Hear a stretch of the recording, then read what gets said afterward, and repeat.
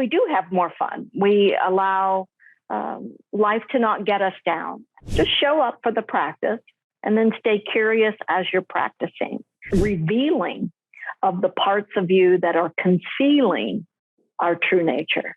I was actually existing from like the neck up in my life. To live life and not just present yourself in life.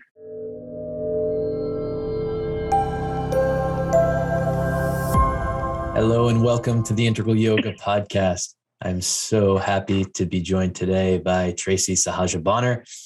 A little bit about Tracy. She is the founder and director of Holy Cow Yoga Center. She began her practice more than 27 years ago and is a certified advanced integral yoga teacher. Having studied in India and the US, Tracy Sahaja continues to draw from a variety of great teachers in the West. She also feels that yoga is about having fun with the journey. So she enjoys bringing her lighthearted teaching style to all that she does.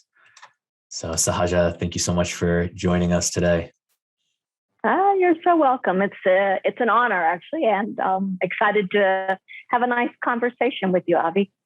Yeah, me too. I know you've been connected with integral yoga for some time, coming to the ashram at Yogaville and all of that. Yeah, I remember seeing you a couple of years ago, and definitely your lightheartedness, stands out to me as one of the things I remember the most, which I feel is so important. Actually, maybe I'll start there just by asking you about that. Like, why prioritize, lightheartedness, and also why sometimes does the world of yoga maybe feel a little bit heavy and we miss that kind of the joyful, lighthearted aspect? Yeah, I think Gurudev says it best when he says, yoga should be about having fun, that life should be about having fun. And that doesn't necessarily mean that we have to be stoic in our practice, although there's a certain amount of discipline. But at the same time, I think we have, when we bring some sense of lightheartedness to our actual practice or our life, that we do have more fun. We allow life to not get us down. And that doesn't mean that we can't have days where the world feels very oppressive. But in my opinion, I think the teachings of Gurudev, he showed us how to have fun, that life was, and our practice could be, just open. And when I remember sitting in the audience when Gurudev was in the body, was that he always tried to make things funny or lighthearted in himself. So that was his endearing quality. And I think because I grew up, and I mean no offense by this, but it may be the wrong side of the tracks, my language was very salty. And so I think that salty language allowed me to, not be so stoic or so caught up in the righteousness of even the practice of yoga. And so that lightheartedness, I think, it's not that it comes natural to me, but I just feel like I am like that by my nature, kind of try to have a good time and laugh in yoga and not be so serious about it. So when you compare that to what's happening in the world, I think there's an opportunity for us to live that example of Gurudev, to have fun with the practice, to be open in the practice. The rigidity makes us feel like we start judging not only the practice itself, but the other people that are doing it. It reminds me of when I was going to church when I was young, that for some reason it always felt like that judgment made things very stern and hard. When you look around, you're like, well, that's not how you're supposed to do bow pose, and that's not the right sequence, and that's not the way. And it just feels like when you're approaching the practice of yoga in that way, it has the potential to become very hard. And then you lose the lightheartedness of what Gurudev was sharing, that it was supposed to be fun on some level. Yeah, I think about people that maybe don't practice yoga, right? And I speak to them sometimes, and they say, I'm not good at it. I'm not flexible. But I really think that what's behind there is the fear of being judged, right? And why, like, that saddens me a little bit is because for me, yoga is my sanctuary from that type of judgment.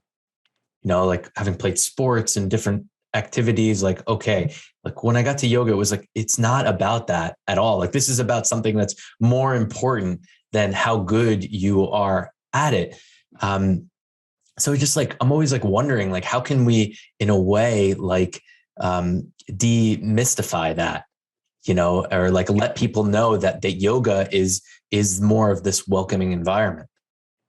Right, exactly. Well, I agree that many people come in to the practice and they're like, I can't even touch my toes. And I think to myself, oh my goodness, well, it's not about flexibility, or it's not about what you look like externally.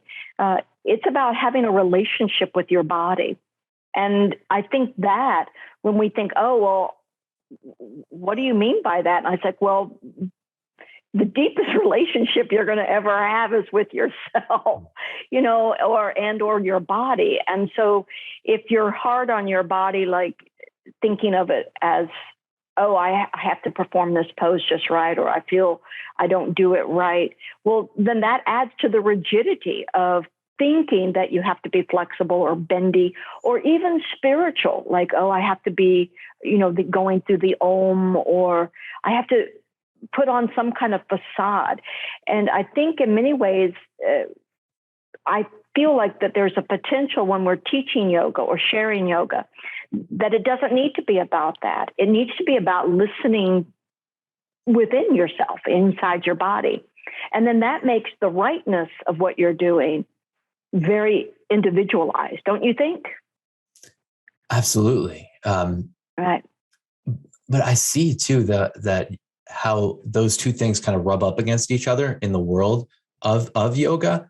I mean, I'm very much a proponent of feeling what is right in the body. And I always say before, I teach that this is your time, to allow people to do what feels right to them, as long as they're not disturbing anyone else, that's okay with me.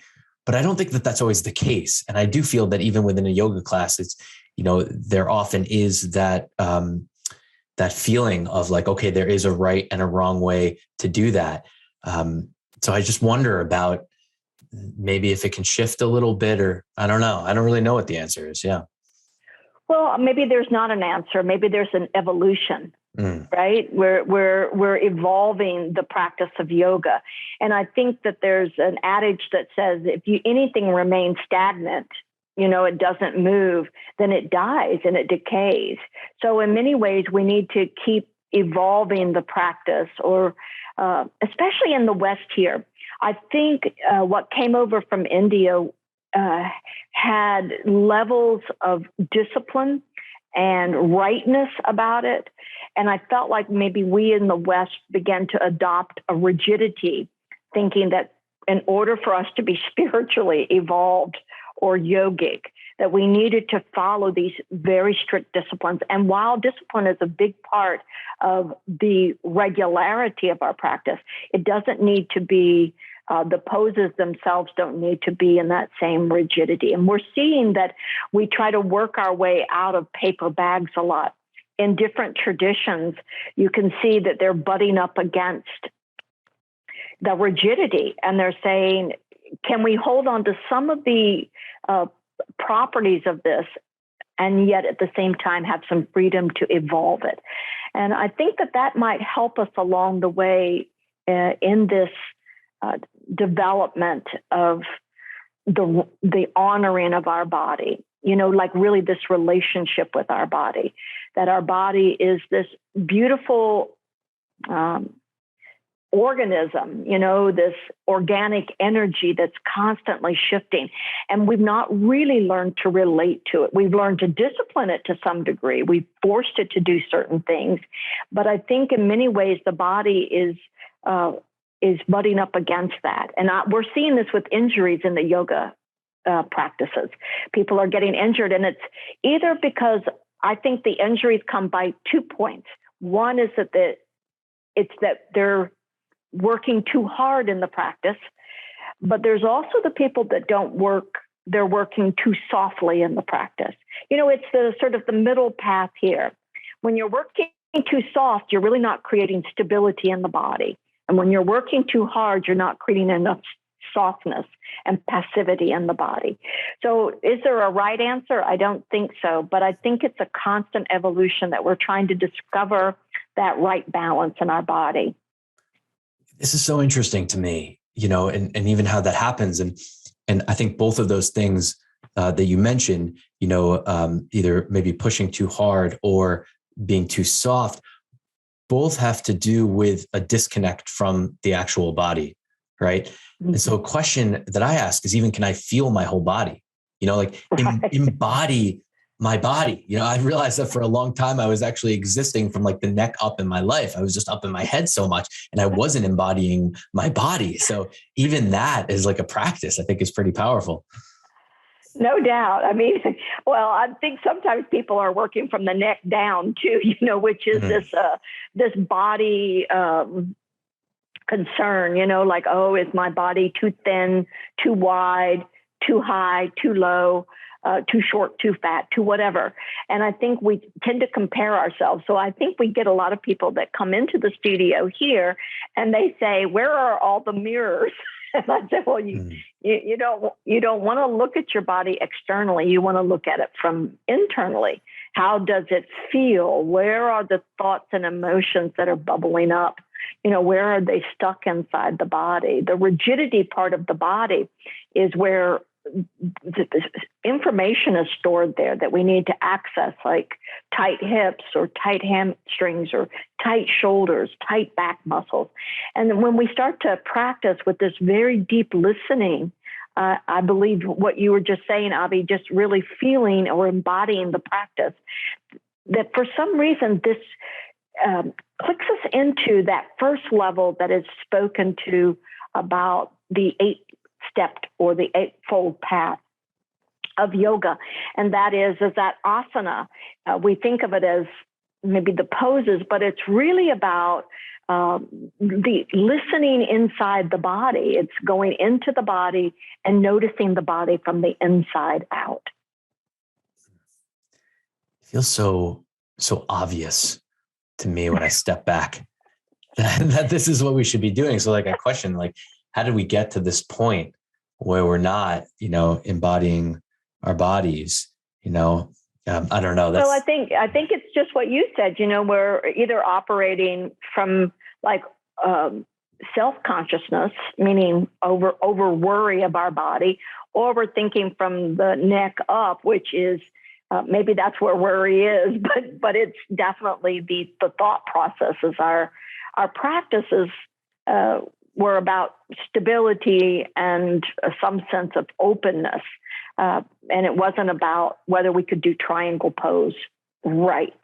It was about feeling triangle or feeling where the body was tight or where there was a restriction in the body, because where there was a restriction in the body, there would be a restriction in the breath. And where there was a restriction in the breath, then there would be a restriction in the mind. So it was like a little stepping stones that the teachings show us how to, like, where we laid the breadcrumbs out and where we can go back. When we think about the asana practice, it's very small fragment of a greater picture. This idea of even being a detective about myself to realize, like what's going on. Right. I feel that like often, the ego or the self-conscious part of myself, prevents me from doing that, from really seeing what's going on. Because if I'm concerned about, what others think about me, how I look, then I'm so focused on that, I can't really see what's happening and I can't investigate, as opposed to just like disconnecting a little bit and being interested in improvement. And if I'm interested in that, then I can just, where I'm feeling some tension. And what was my breath like? And then what is the mind like? Right. And it becomes almost like this fun, lighthearted game. But right. The game is afoot, right? What was that? The game is afoot. The game is afoot. Like, yeah. Yeah, like Sherlock Holmes. I say that so often in classes. Where are you? Where are you listening? What bubbles are coming up in the mind? The game is afoot. Where are we in the practice when we're practicing? Are we here? Are we here? Are we maybe stepping outside and observing from an external space as if we were watching somebody else doing these? Not in a judgmental way, but in an investigative way. So I love that. Yes. Like a detective story. Wondering like how you feel personally and like how you find the balance between like, wanting to present yourself well, visually, right? I mean, because I especially tend to feel that there's a lot of pressure. I sense that there's a lot of pressure on women, especially to, present themselves a certain way and how they look and emphasizing that, right? There's a lot of like, okay, I need to lose weight. I need to look a certain way, which you mentioned before, as opposed to the priority of simply feeling good. Like, I just want to feel good. And I trust that if I feel good, like all that external stuff is going to take care of itself. I agree. I definitely agree. Well, I mean, I think that I think in the position as teachers, which I only say is only for an hour or an hour and a half, you put on a teacher hat and then you take that off and you become the student. So you're really the student, and for an hour and a half or an hour, you're the teacher.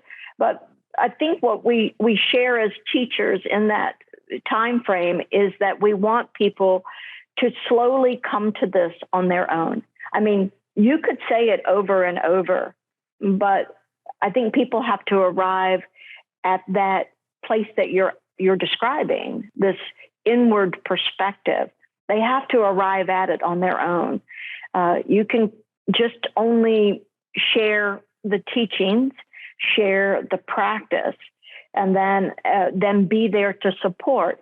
But I always feel for myself personally as a saying that I often share, which is just show up and stay curious, right? Just show up for the practice and then stay curious as you're practicing. Like, where is my knee? Where is my breath? Where are my thoughts? And when we approach it in that way of just staying curious, then it gives the practitioner of yoga, including ourselves as students, when we step out of that teacher role, to apply the same thing, as we're practicing. Can we show up and teach the class? Can we show up as students? As people go through teacher training, they're like, I want to be a teacher. I always say, what the world needs is more students, more teachers. Yes, I guess that could be helpful, but we all need to be practitioners of yoga. And I just feel like even in the arena where I'm at right now, I find that most of the time, even the teachers here, I've over the years have required them sort of like a sadhana sheet to sign off on taking at least 2 classes a month, supporting the other teachers here. So the practice is the practice.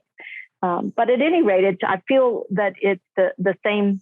I'm agreeing with you that we have to kind of tread this line of showing up, staying curious within our own body and our own mind. You spoke before about like evolution. And I think it was in reference to just how yoga itself is evolving. I'm curious about you personally, your relationship with growing and evolving, right? Because what I find is that it's just so easy to stay in the known, right? Like, okay, this is comfortable. It's what I know. I'm going to keep doing it. But right, to go out to on the branches is where the fruit is. So for yourself, like, what's your relationship with your own evolution? How do you stay curious? Well, showing up will certainly do it for you. But I think evolution actually happens. When you say showing up, I'm curious about that, because I feel like there's something more there. Like, what do you mean by showing up?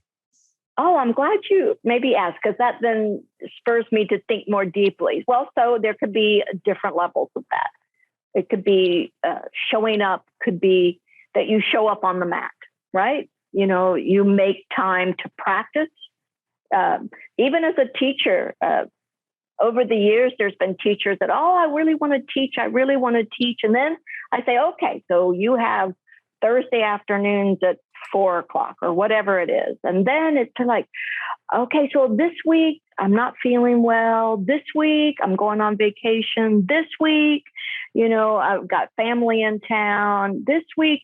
So then it's like I say, well, you're not really showing up to teach, meaning that I don't need you to be here every single week.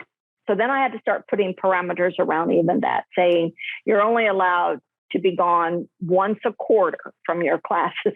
So it's tightening the field there.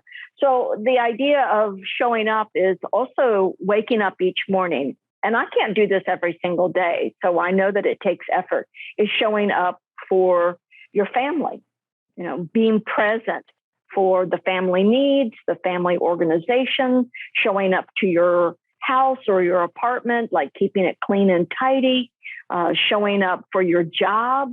If you've got a job outside of this, that means having a certain level of enthusiasm or investigation or anything that keeps you engaged in the process. And then, of course, the big showing up is life, like waking up each morning and greeting life itself. I don't think that's easy, because I think that the majority of us, we get worn down by the news. We get worn down by the societal pressures. We get worn down by the routine. We get worn down. And I think showing up means that we wake up and get centered.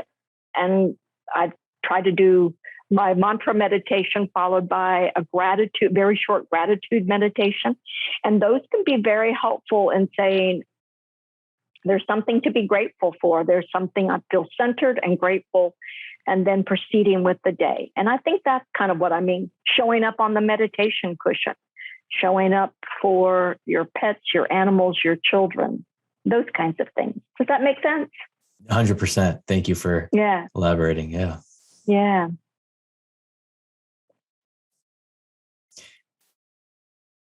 I love this, so you're talking about, okay, you're showing up.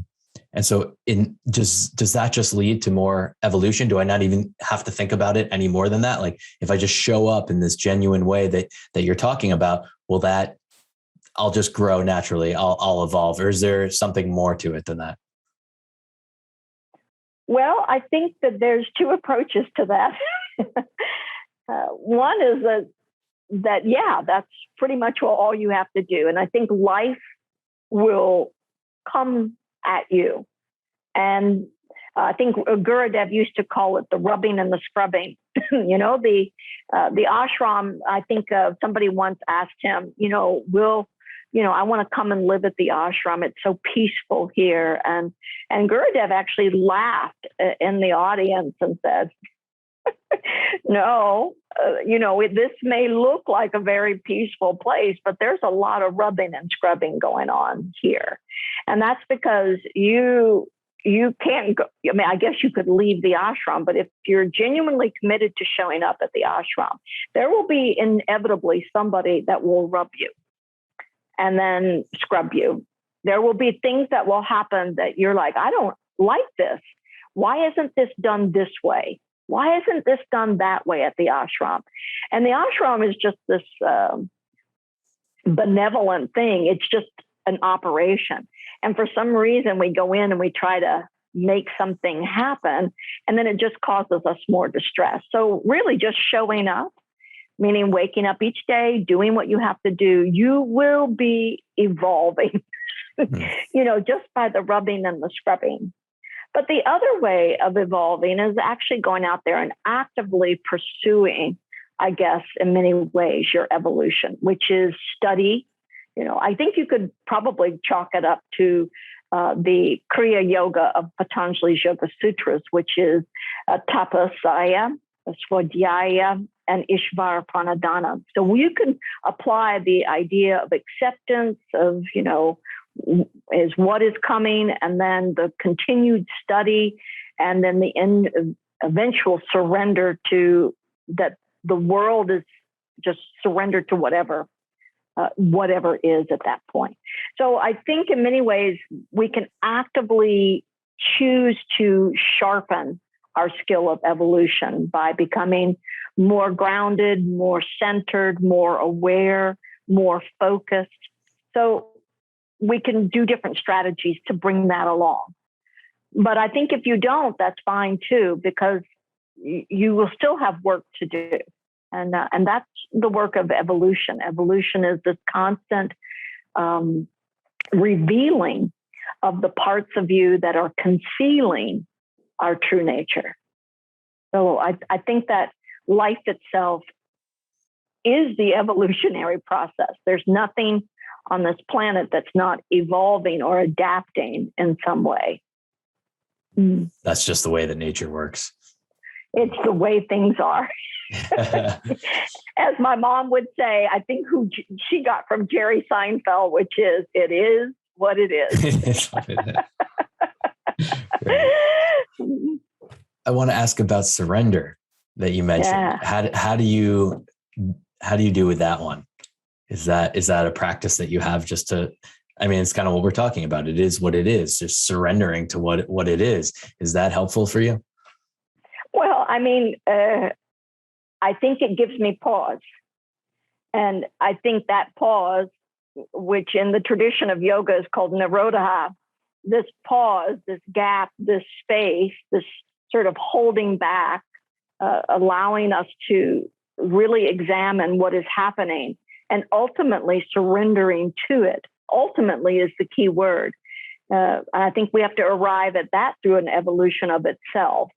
A lot of times our first focus, at least for me, is always resistance. Like something's happening. I don't like it. I'm going to push back.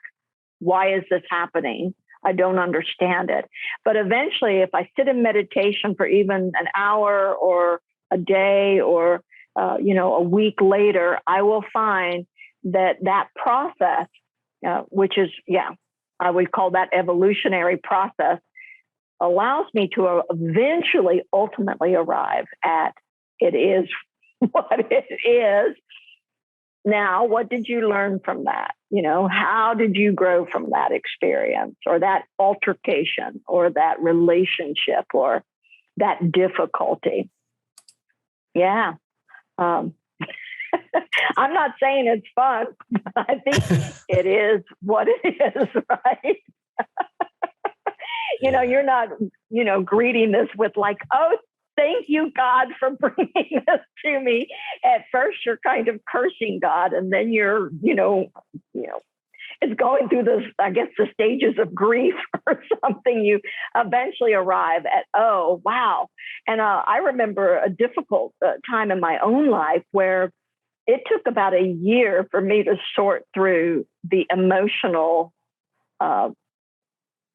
ramifications of something. I have sat with it and turned it over in my head and got quiet around it and got turned around in my head about it. And then eventually, in a place of almost spontaneity, like a spontaneous moment, like something opened right in front of me that said, this is why this happened. And I was like, oh, wow, brilliant. Wow, it took me a year of pain and suffering, but brilliant strategy, brilliant drama. That should go onto Netflix right away. Somebody should produce a movie about all of that processing, right? So, yeah. Have you found that you've been practicing and you kind of can move into the realm of acceptance maybe a little bit more quickly if you keep practicing? Yeah. Absolutely. It is one of the great benefits of the practice of self-awareness, not self-consciousness, but self-awareness. Like and once again, different times or different situations call for different processes. I like the way the Bhagavad Gita mentions often this idea of navigating. We're navigating life in some way. There's not like, okay, when this happens, you do this. Nope, it's not like that. To really listen to the voice of wisdom within ourselves, it requires navigation, which means that the same situation, but you may have to apply a different strategy altogether to process and work through it. But yeah, I think, yeah. Do you see it as art, this thing that we're doing in life? Are we making art? Could it be seen that way? Yeah, I like that. Yeah, that's beautiful. I think that there's been a number of different analogies from the Native American tradition. I think that, and of course I'm paraphrasing on the story and probably might mix the story up a little bit, but there is this idea of that life looks a certain way. Like we look at it like a rug, I think is the Native American strategy, is you flip over a rug and these threads are all over the place and it looks quite chaotic. And they say, this is how our mind looks at our life. And then you flip over the rug to the beautiful sort of shape patterns on the rug where you don't see all the confusion of threads. And they say that the upside of the rug is how God sees our life. So we see it as a tangled mess, and maybe the divine sees it as a beautiful masterpiece, something like that. So many of these things that you're saying, like the word relax just kind of comes to me. It's just like, just to relax about it. Is that so key to just relax into this whole experience of life thing? Yeah, I think the word that I use, which is similar, is ease. Right? I think Swami Satchidananda says, be easeful in the body, peaceful in the mind, and then you can be useful. So I like ease because relax indicates, at least from my perspective, a sense of like you're chilling, you're like, I'm so relaxed, right, right. You're just laid, you're laying back and you're sleeping in a hammock. And ease indicates to me, and ease means that you feel comfortable in your own skin. So I feel like maybe it's just a semantic, but no, I appreciate that distinction. Yeah. I think you're right on. Yeah. Well, I think that when I was saying when I teach, sometimes people usually say something like, "Oh, meditation, it's so relaxing," and I'll usually say, meditation is not relaxing. Meditation is a concerted effort towards steadying your mind. But the underside of that is so that we can be easeful. Because I think our nature, as Patanjali puts it in the Yoga Sutras, that our nature, our human nature, is restless. The mind is restless.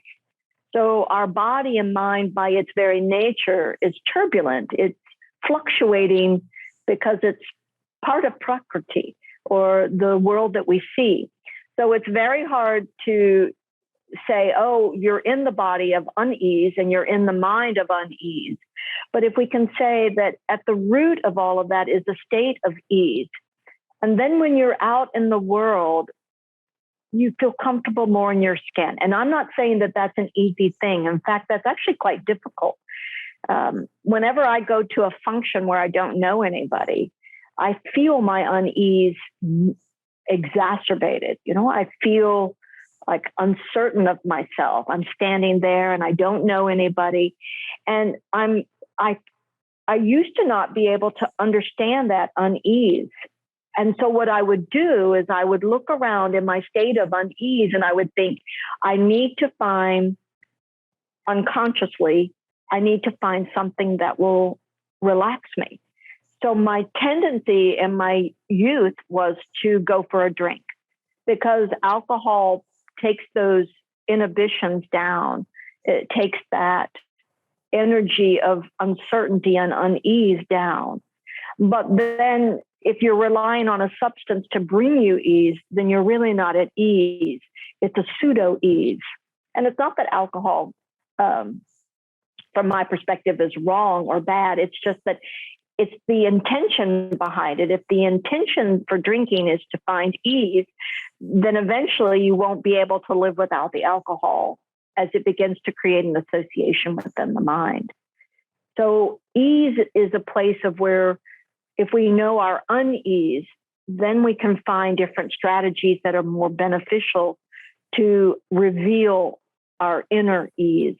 And so those could be nice. I found that rather than drinking, that I could just relax and be in a place of breathing deeply, and even noticing the unease is mostly coming from the ego that you mentioned earlier. The ego is uneased in a state of unease, but maybe beneath that, I'm not uneaseful at all, just my mind, body, and my ego. So those kinds of terminologies can be helpful to understand.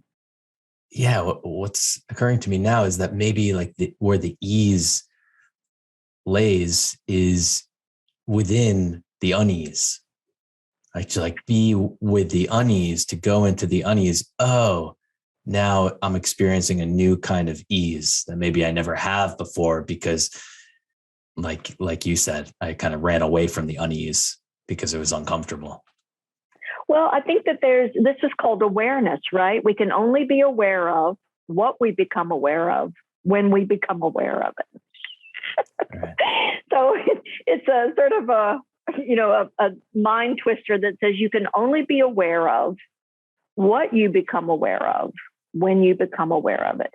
So unease, it's easy sometimes to say, instead of saying, oh, I have to find ease, one of the great strategies is to notice when you're not at ease. When you're feeling uneaseful, that's much more recognizable than even a sense of like, I think I feel at ease. Oh, when you're uneaseful, you know it.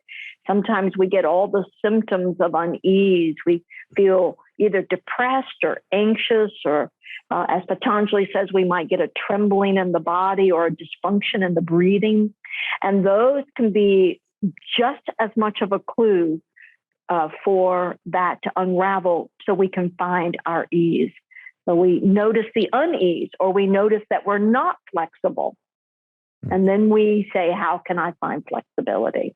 Oh, wow, my hamstrings are really tight and that's pulling on my lower back.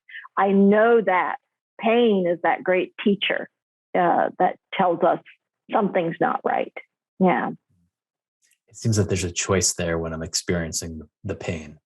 Can I be upset or agitated, that like feel like I'm doing something wrong because I feel pain? That's kind of self-judgmental, it feels like to me. Or just, okay, the pain exists here. What am I going to do about it? Right. And I would say that that's the thing that we surrender to. There's the old adage, not old, actually, I think it's relatively new, is, let it go. Just let it go. And it was like, how do you do that? How do you just let it go?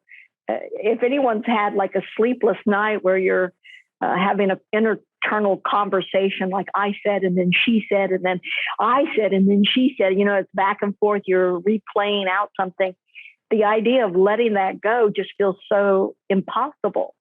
But here's the strategy, is let it be. Can you just let it be? Can you go, okay, I'm having an internal dialogue and I'm feeling it's causing me great stress. And then you can say, okay, I can continue to have this conversation within myself, this internal battle.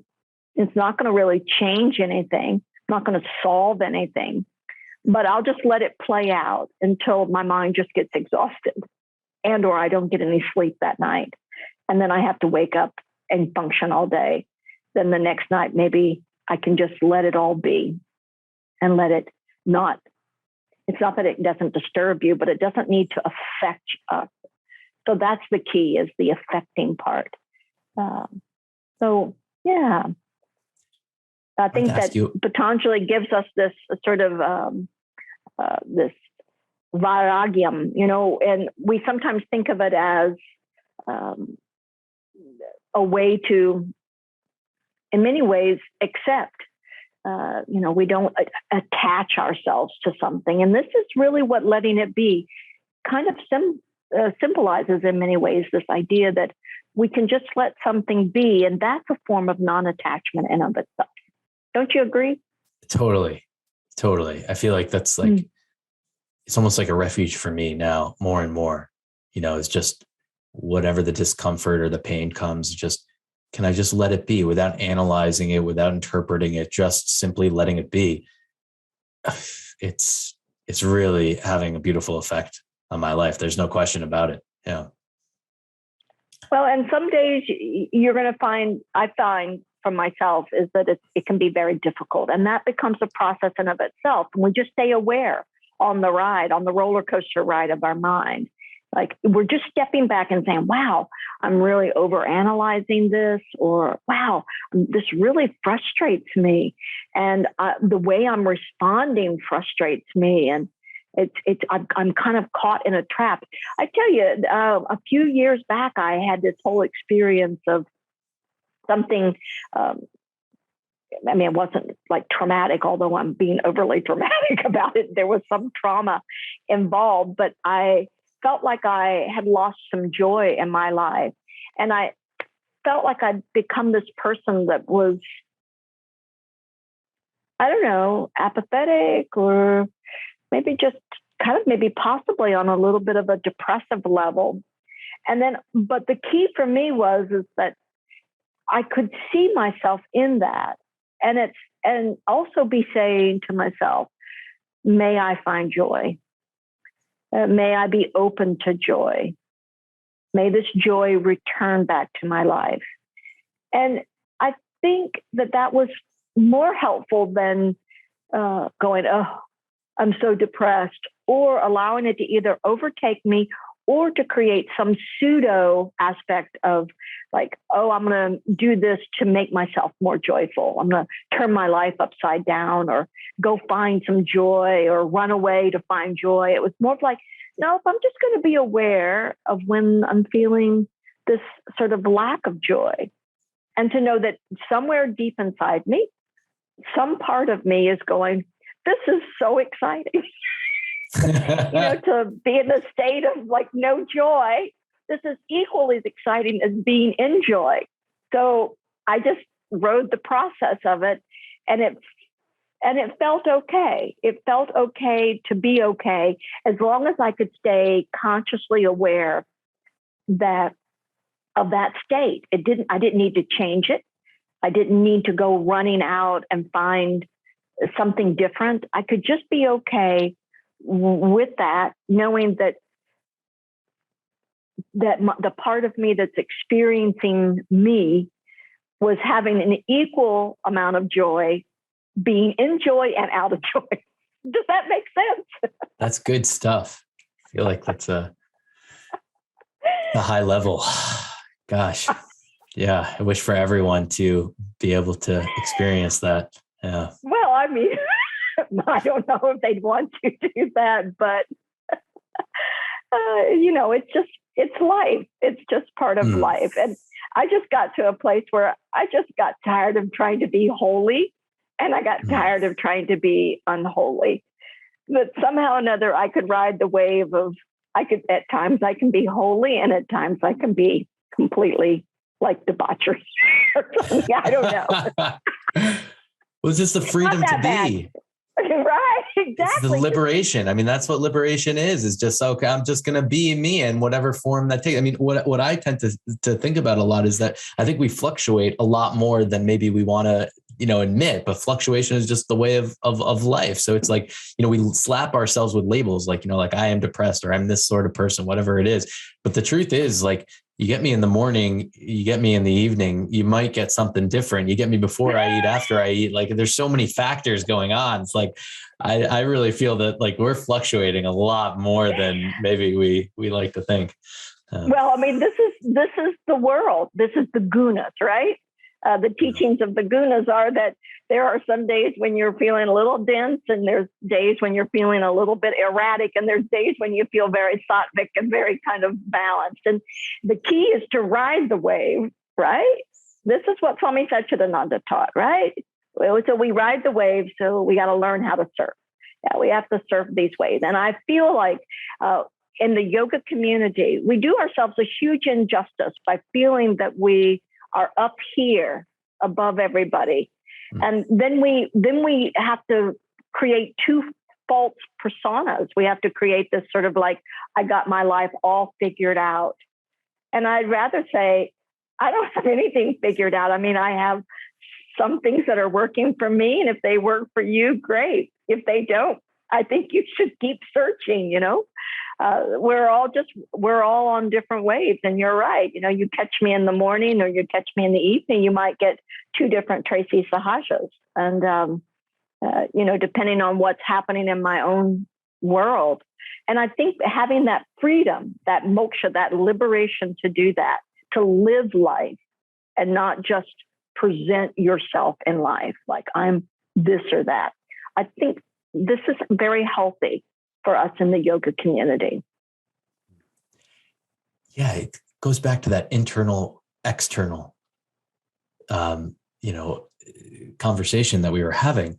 It's like, can I just trust that if I feel good on the inside, that's going to have the most positive effect on my environment, right? Not like trying to figure it out up in my head. Like if I act like this, then other people are going to see me like this. And to me, that's too complicated. Just keep it simple. Keep it with the feelings. Like, my goal is to feel good, and that's it. I just want to feel good. Right. And then some days you won't feel good, and then being okay with that too. But being aware that you're not feeling good, meaning that you can feel bad and still be at ease, right? You can feel bad. You can be sick, or you can have some kind of drama or trauma going on in one's life and still be at ease. Now that, I think, would be the true state of equanimity. That would be a place of where we could genuinely be easeful in our body and peaceful in our mind, that we just ride the wave and that we feel good even when we're not feeling good, or we can be at ease even when we're not feeling good. Like, wow, I don't feel so great, but I'm okay. It's not like I'm not overly anxious or depressed about it. I'm accept it is what it is.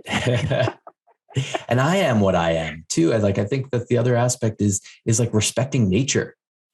I feel that I am a creation of nature. So therefore, in a way, like I feel like I have like a duty to like love this aspect of nature, both myself and everything that I'm connected to. And so, when I'm not feeling good, that negative feeling is still a part of nature. It's all a part of nature. So it's okay, and as soon as I make it okay, I think then it loosens its grip, a little bit. But if when I'm making it, it's not okay, I'm judging myself.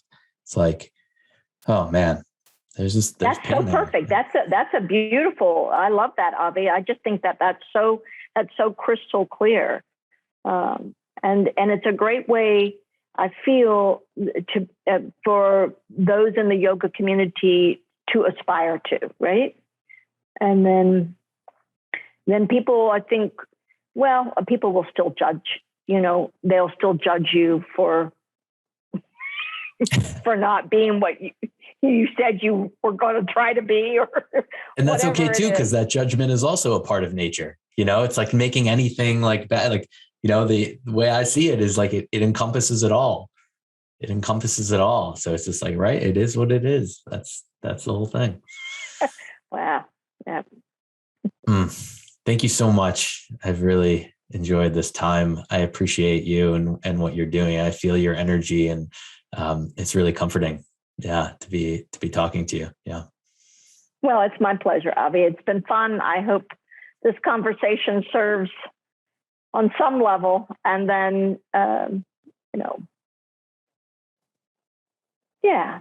So then it can be good for the soul and good for the sort of the body and the mind, right? That's my hope for sure. Sahaja, if if people would like to find out more about you or the programs that you offer, what's the best way for someone to do that? Oh, well, the studio that I direct is called Holy Cow Yoga Center. And they can Google that, and they can find me or whatever we're offering here at the studio through that way.